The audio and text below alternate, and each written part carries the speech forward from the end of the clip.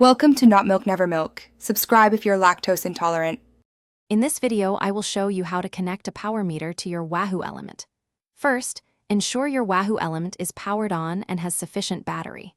Next, wake up your power meter by rotating the cranks a few times or by riding briefly. It's crucial to keep both devices within a few feet of each other to facilitate a strong initial connection. This preparation ensures a smooth and quick pairing process, getting you ready to track your power output efficiently. Now let's pair the devices. On your Wahoo Elemnt, press the left side button to access the menu. Scroll down and select Sensors, then choose Add Sensor.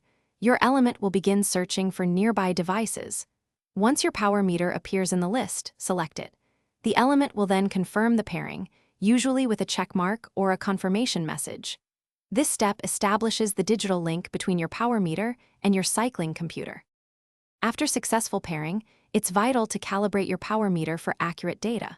From the sensor details on your Element, select the Calibrate or Zero Offset option. Ensure your bike is stationary and not under any load during this process.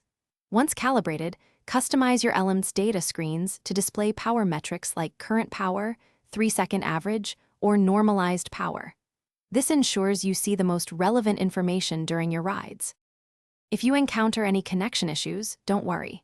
First, try restarting both your Wahoo Elemnt and your power meter. Also, check for any available firmware updates for both devices, as these often resolve connectivity bugs.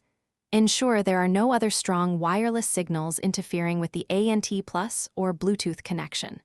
Finally, if power readings are inconsistent, consider replacing your power meter's battery. These simple steps will help maintain a reliable and accurate power data experience. Thanks for watching. If this was helpful, leave a like and consider subscribing. See you next time.